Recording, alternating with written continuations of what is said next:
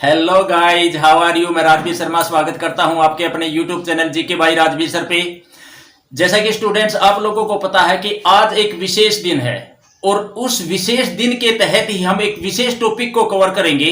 बात करें हम भारत के प्रथम स्वतंत्रता सेनानी की, तो कौन थे? बिल्कुल, अगर हम बात करें भारत के प्रथम स्वतंत्रता सेनानी की, जिसे महाराणा प्रताप के नाम से जाना जाता है, आज महाराणा प्रताप की यानी कि जयंती है। लेकिन आप लोग समझेंगे कि इनका जन्म तो पहले कभी हुआ था और जयंती आज कैसे मनाई जा रही है।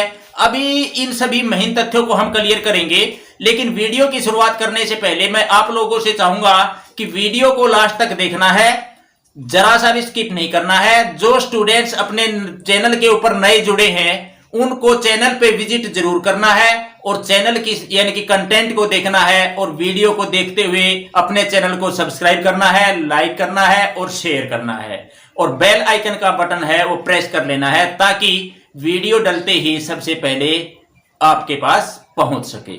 चलिए करते हैं गाइस शुरुआत विदाउट वेस्टिंग अवर टाइम। बात करेंगे हम शुरुआत से बिल्कुल एमपी यानी कि मध्य प्रदेश की बात नहीं कर रहे हैं भाई। आज हम बात करेंगे महाराणा प्रताप। मैंने शॉर्टकट में एमपी लिख दिया है, वो ध्यान रखना है, क्योंकि बार बार हम जिक्र करेंगे महाराणा प्रताप का, तो एमपी से शॉर्टकट में यानी कि लिख दिया है। नेक्स्ट बात करते हैं कि महाराणा प्रताप, बिल्कुल स्टार्टिंग से जानकारी। महाराणा प्रताप का जन्म कहां हुआ था? 1540 में। कहां हुआ था? कुंभलगढ़ दुर्ग के अंदर हुआ था। लेकिन अच्छा क्वेश्चन कैसे निकलता है परीक्षा के अंदर, यानी कि हमें चकमा कैसे देता है एग्जामिनर, क्लियर करते हैं। इनका जन्म हुआ 9 मई 1540 को। कब हुआ? 9 मई 1540 को जन्म हुआ। कहां हुआ? कुंभलगढ़ दुर्ग में। कुंभलगढ़ दुर्ग में इनका जन्म हुआ। लेकिन सॉरी, कुंभलगढ़ दुर्ग के अंदर ही एक दुर्ग था जिसे कटारगढ़ दुर्ग के नाम से जाना जाता है। दुर्ग के अंदर दुर्ग जिसे कटारगढ़ दुर्ग के नाम से जाना जाता है। लेकिन इससे भी अगर हम और डेप्थ में जाके बात करें कि कटारगढ़ दुर्ग के अंदर एक महल हुआ करता था जिसे बादल महल के नाम से जाना जाता है, वहां पर जन्म हुआ। कब जन्म हुआ? 9 मई 1540 को जन्म हुआ। तो अच्छे क्वेश्चन ऐसे निकल सकते हैं। हो सकता है कि कुंभलगढ़ दुर्ग दे दिया जाए, हो सकता है कि कटारगढ़ दुर्ग दे दिया जाए, हो सकता है कि बादल महल दे दिया जाए। तो इस प्रकार क्वेश्चन है आपको, यानी कि कोई भी छोड़ना नहीं है। बात करते हैं कि जन्म कब हुआ? ज्येष्ठ शुक्ल तृतीय को। ज्येष्ठ शुक्ल तृतीय को, जो कि आज है, इसीलिए तो आज जयंती है। बहुत सारे स्टूडेंट्स के अंदर कंफ्यूजन, सर जन्म तो कभी हुआ था और जयंती आज मनाई जा रही है, क्यों मनाई जा रही है? तो इसीलिए मनाई जा रही है कि ज्येष्ठ शुक्ल तृतीय को जन्म हुआ था। ज्येष्ठ और ये देखो, कृष्ण पक्ष शुक्ल पक्ष, ये दो पक्ष हैं। बात हम यानी कि ज्येष्ठ की करें तो ऐसा भी अक्सर देखने को मिलता है, जहां हरियाणा जी के पूछी जाती है, एचएसएससी में अक्सर क्वेश्चंस देखने को मिल जाते हैं। जो हमारे देसी महीने हैं, जैसे जनवरी फरवरी हैं, ऐसे ही हमारे देसी महीने भी तो है ना। तो देसी महीनों के नाम हमें पता होना चाहिए, लेकिन कोई भी स्टूडेंट्स है इनको समझने की कोशिश नहीं करता। क्यों नहीं करता? क्योंकि वो सोचता है कि जनवरी फरवरी हमें आती हैं, परंतु एग्जामिनर पूछ लेता है इनके संदर्भ में।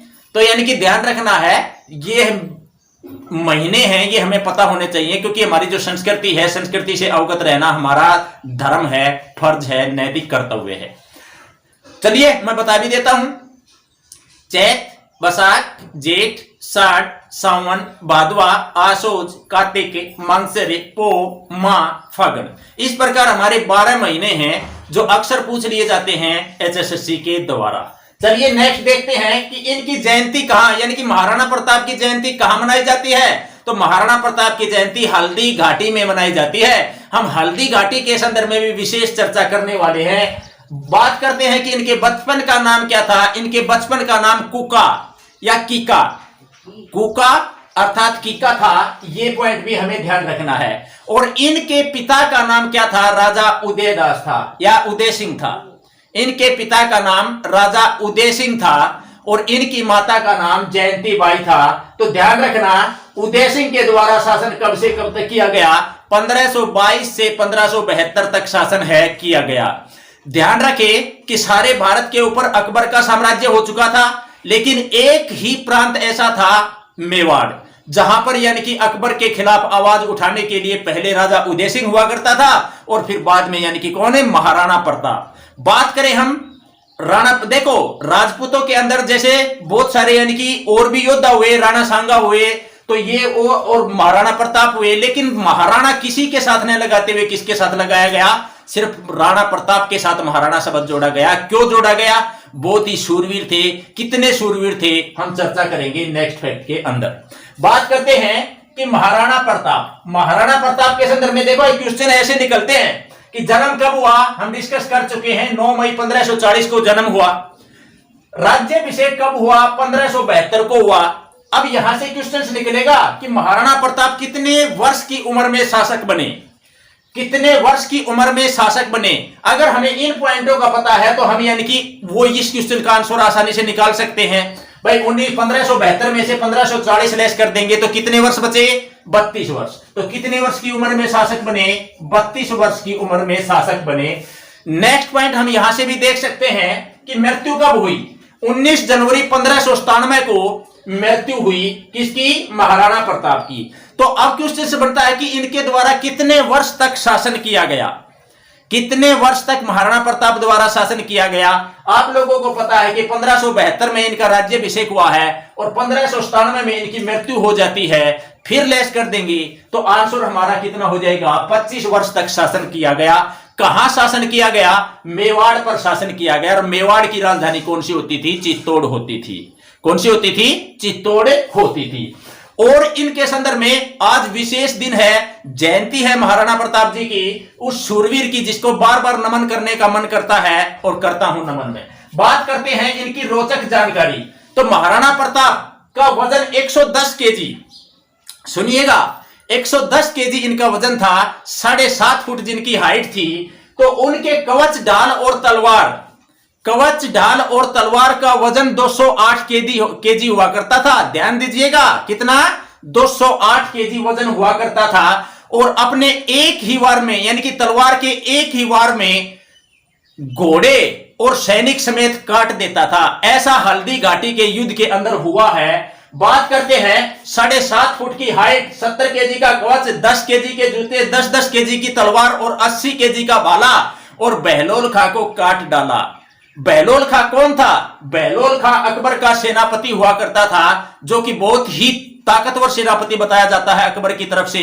तो उसको काटने का कार्य किसने किया था? एक ही वार में घोड़ा समेत और बहलोल खां समेत फाड़ फाड़ कर दिया गया था। तो ध्यान रखना है इस पॉइंट का भी। नेक्स्ट बात कर लेते हैं, जो शूरवीर जिसके ऊपर सवारी करता था उस घोड़े का नाम क्या था? चेतक था। चेतक के बारे में जितनी प्रशंसा की जाए तो हम उसको कोई अतिशयोक्ति तो नहीं कहेंगे। क्यों नहीं कहेंगे? देखो आपने सोचा है ना, जब तक सोचा था, जब तक राणा ने सोचा था इस पार, तब तक चेतक था उस पार। ये कोई झूठी बात नहीं है। जब यानी कि हल्दी घाटी के युद्ध में राणा सांगा के पीछे सैनिक लगे हुए हैं, तो उनको यानी कि आगे चेतक के आगे एक गड्ढा आ जाता है, तालाब आ जाता है, जिसकी लंबाई कितनी थी? 28 फीट थी। तो 28 फीट को चेतक के द्वारा किस प्रकार हवा में तैरते हुए पार किया गया था और किन कंडीशंस के अंदर किया गया था, कंडीशंस भी हम यानी कि जान लेते हैं कि पहले क्या होता था। जब युद्ध होते थे तो हाथियों पर यानी कि युद्ध होते थे, हाथी भी उनके अंदर पार्टिसिपेट करते थे। तो हाथी के सूंड के ऊपर क्या लगा दी? बांध दी जाती थी, तलवार बांध दी जाती थी। जिस प्रकार हाथी भी सैनिकों का कार्य करते थे। और इस प्रकार युद्ध के दौरान जब घोड़ा चेतक है तो चेतक के पैर को हाथी के सूंड से यानी कि तलवार टच हो जाती है और उनका पैर है घायल हो जाता है। और इस स्थिति में उनके द्वारा 28 फुट के गड्ढे को पार करते हुए जैसे ही उसको कूदा, वहां पर यानी कि क्या है, अपने प्राण त्याग देता है, परंतु अपने मालिक को बचाने का कार्य करता है वहां पर। तो ऐसे घोड़े को भी बिल्कुल यानी कि सराहनीय कार्य उसके द्वारा किया ही किया गया। बात चलो ठीक है घोड़े की, घोड़े का नाम हमें पता चल चुका है कि चेतक था। लेकिन अगर हम बात करें महाराणा प्रताप के हाथी का भी तो नाम था ना, हाथी भी तो था ना उनके पास। उनके पास हाथी कौन सा था? राम प्रसाद। ये हाथी का नाम था। लेकिन अगर हम बात करें राम प्रसाद के द्वारा प्राण कैसे त्यागे गए, चलिए करते हैं चर्चा। राम प्रसाद को हल्दी घाटी के युद्ध के पश्चात है अकबर के द्वारा बंदी बना लिया गया। अकबर ने सोचा कि इसको यानी कि क्या है, अपने यानी कि कहां लेके चलेंगे? आगरा लेके चलेंगे, अपने राजमहल के अंदर लेके चलेंगे। तो अकबर द्वारा, अकबर के महावत 8 महावताओं द्वारा एक यानी कि चक्रव्यूह की रचना की गई और फिर उस यानी कि हाथी को पकड़ा गया और पकड़ कर ले जाते हुए अपने आगरा के अंदर वो लेके गए और वहां पर ले जाने के पश्चात है राम प्रसाद ने क्या किया कि 28 दिन तक कोई भी चीज है उसका सेवन नहीं किया। भूखे मरते हुए उसने भी अपना क्या है प्राण त्याग दिए अपने मालिक के गम में। तो इस प्रकार राम प्रसाद और चेतक का भी अतुलनीय योगदान है राणा सांगा जी के साथ में। बात करते हैं वीरता की माटी हल्दी घाटी। वीरता की माटी हल्दी घाटी, ये वीरता की माटी हल्दी घाटी कोई स्लोगन नहीं है, एक्चुअल में ही बहुत ही इंपॉर्टेंट बात निकलती है। आप लोगों को पता है कि हल्दी घाटी का युद्ध हुआ, उस युद्ध के संदर्भ में भी हम चर्चा करेंगे। अक्सर क्वेश्चंस देखने को मिलते हैं और वैसे हमारी संस्कृति को पुनर्जीवित करने के कार्य इस प्रकार की वीडियोज के माध्यम से किया जाता है और हमें अपनी संस्कृति को आगे बढ़ाना चाहिए। बात करते हैं मेवाड़ को जीतने का सपना था किसका? अकबर का। क्या जीत पाया? कभी नहीं जीत पाया। अकबर कभी जीता नहीं और यानी कि क्या है राणा प्रताप यानी कि महाराणा प्रताप कभी हारे नहीं। अकबर कभी जीता नहीं, राणा प्रताप कभी हारे नहीं, ये बिल्कुल सत्य है। बात करते हैं मेवाड़ को जीतने के लिए अकबर के द्वारा बहुत से प्रलोभन भी उसको दिए गए, महाराणा प्रताप को भी दिए गए, क्योंकि मेवाड़ को जीतना अकबर के लिए दिल्ली से भी ज्यादा इंपॉर्टेंट था। क्यों इंपॉर्टेंट था? क्योंकि दिल्ली से व्यापार किया जाता था किसी भी टेरिटरी के साथ या वेस्टर्न इसके साथ में हेमिस्फीयर के साथ में या किसी भी समुद्र के साथ, तो इस प्रकार मेवाड़ को तो पार करना ही पड़ता था। इसलिए परंतु मेवाड़ के अंदर महाराणा प्रताप अड़ा रहता था, उसका सामना करने के लिए तत्पर रहता ही रहता था। बात करें अकबर के द्वारा, देखो अकबर ने सारे भारत पर अधिकार कर लिया, सारे भारत को जीत लिया, परंतु एक मेवाड़ एक ऐसा राज्य था जिसको यानी कि अकबर नहीं जीत पाया। उसको जीतने के लिए बहुत सारे प्रलोभन भी दिए। एक प्रलोभन तो ऐसा दिया कि भाई आप मेरी अधीनता स्वीकार कर लो और मेवाड़ मुझे दे दो और संपूर्ण यानी कि आधा राज्य है यानी कि आधा देश है मैं आपको दे दूंगा, आधा भारत आपको दे दिया जाएगा, एक छोटा सा मेवाड़ है वो मेरे को दे दीजिए। परंतु महाराणा प्रताप तो महाराणा प्रताप थे ना, उनकी शूरवीरता के संदर्भ में तो यानी कि बात की जा सकती है अच्छी प्रकार से। बात करें महाराणा प्रताप कोई भोगविलासी नहीं थे अन्य राजाओं की तरह, अन्य राजा यानी कि भोगविलासों में व्यस्त रहते थे, परंतु ये साधारण खाना, धरती पर सोना, नंगे पैर रहना, अपनी सेना के साथ रहना। ध्यान रखना है इनके द्वारा हल्दी घाटी के युद्ध में भी हम और भी चर्चा करेंगे, अपनी सेना के बीच में रहते थे और भील सैनिकों को इस प्रकार ट्रेंड करते थे कि वो उनको अपना भगवान मानते ही मानते थे। ध्यान रखना भील जंतर। बात करें, ये तो अपने देश के बारे में बात हुई जिसके बारे में हमें पता होना ही चाहिए। बात करें यूएसए की, यूएसए में अब्राहम लिंकन जो राष्ट्रपति हुए, अब्राहम लिंकन का भारत आगमन था।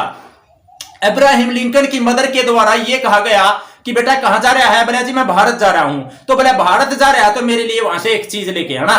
तो उसने कहा कि बोलो माता श्री क्या चाहिए, जो ऐसा भारत में ऐसा विशेष क्या है अभी वहां से लाने की हमें क्या है जरूरतें पड़ रही है। तो उसकी मां ने कहा कि वहां पर एक हल्दी घाटी होती है और हल्दी घाटी की मिट्टी वो मेरे लिए लेके आना। बोले उस मिट्टी में क्या है? बोले उस मिट्टी में वो चीज है जहां पर महाराणा प्रताप जैसे शूरवीर हुए जिन्होंने अपने छोटे से मेवाड़ के लिए संपूर्ण देश को यानी कि आधे देश को यानी कि त्याग दिया। उसका प्रलोभन भी उनको यानी कि अपने पक्ष में नहीं कर सका, उनको तोड़ नहीं सका। तो उस माटी को मैं नमन करने का मेरा मन करता है, इसीलिए वो मिट्टी लेकर आना है। तो इस प्रकार की चर्चाएं यूएसए जैसे कंट्रीज के अंदर भी होती हैं, तो ध्यान रखना है। इसीलिए तो महाराणा प्रताप को द ग्रेट कहा गया है, यानी कि प्रथम स्वतंत्रता सेनानी है वो कहा गया है, जिसके बारे में हमें सभी बच्चे को अवगत होना चाहिए। और इस वीडियो को अगर आप सच्चे सैनिक यानी कि सच्चे भारतीय हो तो यानी कि शेयर करना है, बच्चे तक यानी कि इसको पहुंचाना है, हर स्टूडेंट्स के पास इसे पहुंचाना है और हर कोने कोने में इसको इतना ज्यादा शेयर और वायरल करना है। देखते हैं नेक्स्ट बात करते हैं हल्दी घाटी। हल्दी घाटी को हल्दी घाटी नाम क्यों दिया गया? हल्दी घाटी का रंग हल्दी जैसा था, इसीलिए इसी हल्दी घाटी का रंग यानी कि नाम है वो दिया गया है। बात करते हैं हल्दी घाटी दर्रे की। तो हल्दी घाटी दर्रा है दर्रा क्या होता है? चलो मैं दर्रा के संदर्भ में बात करता हूं कि मान लो सपोज करो कि कोई भी पहाड़ी है और इन पहाड़ियों के मध्य है जो ये रास्ता बन जाता है, इसको किस नाम से जाना जाता है? दर्रे के नाम से। जो संकीर्ण रास्ता बनता है दो पहाड़ियों के मध्य, उसको यानी कि दर्रा कहा जाता है। अगर मैं बात करूं कि हल्दी घाटी दर्रा किन पहाड़ियों में है, तो हल्दी घाटी दर्रा अरावली पहाड़ियों में स्थित है। किन पहाड़ियों में? अरावली की पहाड़ियों में स्थित है। अरावली की पहाड़ियों के संदर्भ में हम विशेष चर्चा कर चुके हैं। अरावली की पहाड़ियों का सबसे ऊंचा बिंदु आप लोगों को यानी कि क्या है, पिछली वीडियोज के अंदर अच्छी प्रकार से क्लियर किया था। बहुत सारे स्टूडेंट्स इसके कारण यानी कि परीक्षा के अंदर यानी कि एक क्वेश्चन से गलत हो जाते हैं कि कई बार तो अरावली की पहाड़ियों का सर्वोच्च बिंदु पूछ लिया जाता है, कभी तो एचएसएससी में पूछा जाता है, कभी एसएससी के अकॉर्डिंग पूछ लिया जाता है। तो अरावली की पहाड़ियों का सबसे ऊंचा बिंदु कौन सा है? गुरु शिखर है। कितनी ऊंचाई है? 1522 मीटर है। अगर मैं बात करूं कि 1527 मीटर एग्जामों में दे दिया जाता है, बुकों में भी दे रखा है, तो उसको हम कैसे एक्सप्लेन करते हुए समझ सकते हैं? 1527 मीटर इस कारण से है क्योंकि गुरु शिखर के ऊपर यानी कि दत्तात्रेय ऋषि हुआ करता है, उसका आश्रम बना होता है जिसकी हाइट कितनी है? 5 मीटर है। तो 1522 प्लस 5 मिला देते हैं तो 1527 होगा। अदरवाइज आपका कितना होगा? 1522 उसकी हाइट होगी। लेकिन अरावली की पहाड़ी अपने हरियाणा के अंदर डोसी की पहाड़ी है जिसकी ऊंचाई कितनी है? 652 मीटर है, जो च्यवन ऋषि से संबंधित है। बात करेंगे फिर कभी उसके बारे में विशेष तरह से। नेक्स्ट बात करते हैं, चलिए, कि भारत के प्रथम स्वतंत्रता सेनानी किसको कहा गया है? महाराणा प्रताप को कहा गया है। हम डिस्कस कर चुके हैं। अब थोड़ा है डिस्कस हम यानी कि और अपना हिस्टोरिकल पॉइंट बनते हैं, उनके संदर्भ में हम चर्चा करेंगे कि आप लोगों को पता है कि चित्तौड़गढ़ दुर्ग हुआ करता था। चित्तौड़गढ़ दुर्ग के ऊपर शासन किया करते थे उदय सिंह, जो किसके पिता थे? महाराणा प्रताप के पिता थे। तो उदय सिंह को तोड़ने के लिए अकबर के द्वारा बहुत से प्रयास किए गए कि किसी तरह से है ये दुर्ग है या चित्तौड़ है या हम कहें मेवाड़ है, हमारे आधिपत्य में आ जाए। परंतु राजा उदय सिंह के शासनकाल में अकबर के द्वारा ऐसा विशेष यानी कि उसको अधिकार में नहीं किया गया। परंतु अकबर के द्वारा चित्तौड़गढ़ दुर्ग पर 1567 में 1567 में अटैक किया जाता है और 1568 में उस पर अधिकार कर लिया जाता है। अब अधिकार करने के पश्चात है, मान लो ये सीढ़ी नहीं है, यह चित्तौड़गढ़ दुर्ग है। शॉर्टकट में चलना है भाई, देखो सीधी सीधी बात है, समझना है, रट्टे नहीं मारने हैं। यहां पर समझाया जाता है, रटाया नहीं जाता भाई, ठीक है। समझने वाले स्टूडेंट्स हैं उनका बहुत यानी कि स्वागत है, हार्दिक अभिनंदन है। अपने चैनल से जुड़ सकते हैं, अपने चैनल को विजिट जरूर करें, ठीक है।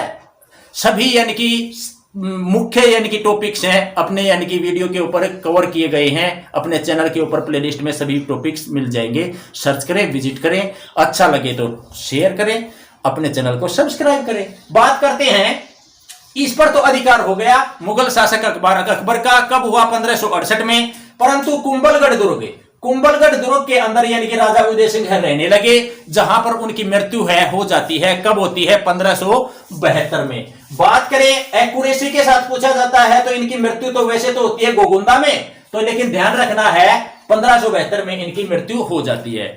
अब मृत्यु होने के पश्चात है तो राज्याभिषेक तो होना ही है। तो राज्याभिषेक किसका? ध्यान रखना है, महाराणा प्रताप का राज्याभिषेक। महाराणा प्रताप का राज्याभिषेक भी 2 बार हुआ है, एग्जाम में पूछा जाता है, इसीलिए हम उसको डिस्कस भी करेंगे। बात करें महाराणा प्रताप का प्रथम राज्याभिषेक 1 मार्च 1572 को। कब हुआ? 1 मार्च 1572 को राज्याभिषेक हुआ। कहां हुआ? गोगुंदा में। कहां पर है? गोगुंदा में। लेकिन यह राज्याभिषेक उनका यानी कि विधिवत रूप से नहीं किया गया था। विधिवत रूप से राज्याभिषेक नहीं किया गया था और इस राज्याभिषेक को देखते हुए एक उनका भाई था जो उसकी दूसरी माता से जन्म लिया था, जिसने जगमाल नाराज होकर आगरा चला जाता है। किसकी सेवा में? अकबर की सेवा में। देखिए मैं फिर आपको बताता हूं कि अकबर महान क्यों कहा गया है। अकबर की सोच बहुत यानी कि ऊपर की थी। वो क्या सोचता था कि इन राजपूतों को क्या है, तोड़ लिया जाए, फूट डालकर अलग कर दिया जाए, कुछ को अपने अंदर मिला लिया जाए। और किया भी उसने। मानसिंह को मिला लिया, आमेर के शासक को मिला लिया, टोडरमल को मिला लिया। इस प्रकार अकेला कौन बच गया? महाराणा प्रताप बच गया। और महाराणा प्रताप के द्वारा अपनी सेना है बार बार यानी कि वो तैयार करता था और भील जनजाति को इस प्रकार ट्रेंड करता था जो यानी कि अक्सर यानी कि हल्दी घाटी में भी भारी पड़ी थी। उस बारे में भी हम चर्चा करेंगे कि कितनी सेना किसके पास थी। चलिए देखते हैं नेक्स्ट पॉइंट। बात करते हैं महाराणा प्रताप का विधिवत राज्याभिषेक कहां हुआ। ऐसा क्वेश्चंस देखने को मिलता है। तो महाराणा प्रताप का विधिवत राज्याभिषेक कुंभलगढ़ दुर्ग में हुआ। कहां पर हुआ? कुंभलगढ़ दुर्ग में हुआ। कब हुआ?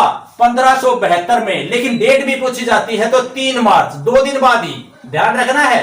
3 मार्च 1572 को इनका यानी कि क्या है विधिवत राज्याभिषेक हुआ था।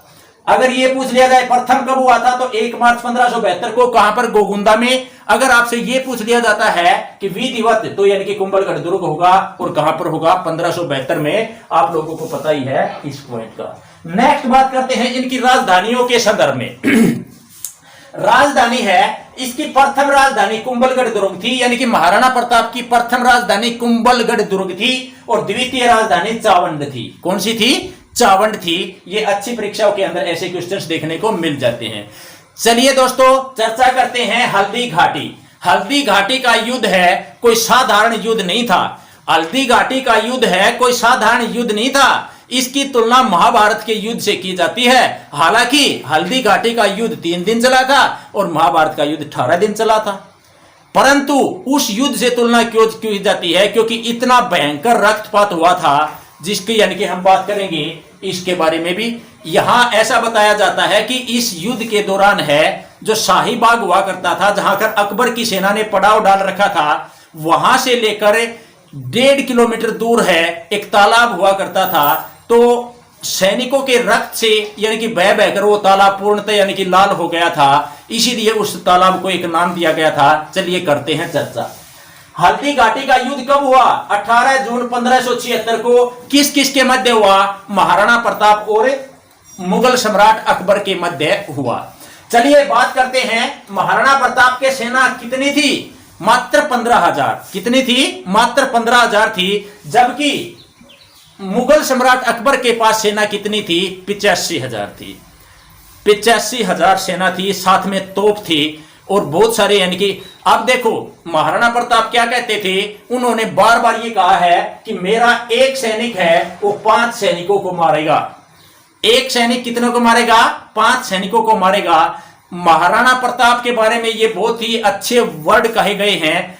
क्या कहा गया है? देखिए, अकबर की सेना में दम था, अकबर की सेना में दम था, महाराणा प्रताप के सीने में दम था।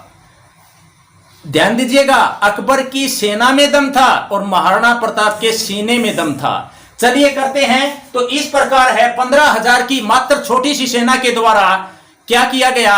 उनको हराया गया। किसको हराया गया? और देखिए मैं फिर कह रहा हूं महाराणा प्रताप हारे नहीं, अकबर कभी जीता नहीं। फिर ध्यान देना, ये बिल्कुल सही बात है। परंतु हम बात करते हैं कि इनकी जो युद्ध कौशल नीति थी महाराणा प्रताप की, जो अरावली का सराउंडिंग एरिया था, अरावली की पहाड़ियों पर उनका यानी कि सेना थी, जबकि उनकी शाहीबाग में थी। तो इस प्रकार है बहुत भयंकर युद्ध हुआ जिसे यानी कि हल्दी घाटी के युद्ध के नाम से जाना जाता है। बात करते हैं हल्दी घाटी के युद्ध से संबंधित अवशेषों की। तो अवशेष भी पुरातत्व विभाग को मिले हैं, यानी कि आज 2021 है, 445 साल पुराने अवशेष हैं और तलवारों का जखीरा है वो प्राप्त किया गया है। कहां से प्राप्त किया गया है? हल्दी घाटी से। और कब प्राप्त किया गया? 1985 में प्राप्त किया गया। कुछ क्वेश्चंस हमारे संयोग से ऐसे बन जाते हैं। देखिए, राणा प्रताप का सेनापति कौन हुआ करता था? एक मुस्लिम व्यक्ति हुआ करता था जिसे हकीम खां सूरी के नाम से जाना गया है। कौन है? हकीम खां सूरी। हकीम खां सूरी इतना शूरवीर बताया गया है कि ऐसा बताया गया कि उनका धड़ कटने के पश्चात भी काफी देर तक वो युद्ध करता रहा था। तो देखो, शूरवीरता की बात महाराणा प्रताप के संदर्भ में आप सोच सकते हो, अतुलनीय है। चेतक के संदर्भ में सोच सकते हो, राम प्रसाद के संदर्भ में सोच सकते हो, और हकीम खां सूरी के संदर्भ में भी हम चर्चा कर चुके हैं। जबकि अकबर के सेनापति कौन हुआ करते थे? एक राजपूत हुआ करते थे। कौन हुआ करते थे? मान सिंह हुआ करते थे। अकबर महाराणा प्रताप से इतना डरता था कि कभी भी उसके सामने आने की कोशिश नहीं करता था, क्योंकि यह पता था कि अकबर एक छोटे कद का था और कभी ऐसा न हो कि एक तलवार से अकबर और हाथी समेत उसको काट ही न दिया जाए, क्योंकि वो इसका नजारा देख चुका था बहलोल खां को, जो कि हल्दी घाटी के युद्ध के अंदर ऐसा करतब उसके द्वारा किया गया था। बात करते हैं रक्त तलाई। एक रक्त तलाई नामक तालाब है, रक्त यानी कि खून, रक्त तलाई नामक तालाब है जो कि खमनोर गांव से लगभग 1.5 किलोमीटर दूर पड़ता है और ये खून से लबालब है, भर गया था। तो हल्दी घाटी के संदर्भ में हम बात कर चुके हैं। और हल्दी घाटी का युद्ध कब खत्म हुआ? तो 3 दिन बाद यानी कि 21 जून को यह युद्ध खत्म होता है 1576 को। तो इस प्रकार महाराणा प्रताप के योगदान को कौन भूल सकता है, परंतु हमें अपनी संस्कृति को आगे बढ़ाना होगा। हमारे जो स्वतंत्रता सेनानी हैं उनके संदर्भ में हमें चर्चा करनी होगी और स्टेप बाय स्टेप है हम बात करते रहेंगे। और अपनी वीडियो को शेयर करना है, सब्सक्राइब अपने चैनल को भी करना है और लाइक करना है, ताकि हर स्टूडेंट को अपनी प्राचीन संस्कृति के बारे में ज्ञान हो सके। तो मिलते हैं दोस्तों नेक्स्ट वीडियो में। वीडियो कैसी लगी कमेंट जरूर करके बताना है। जय हिंद, जय भारत, जय हरियाणा।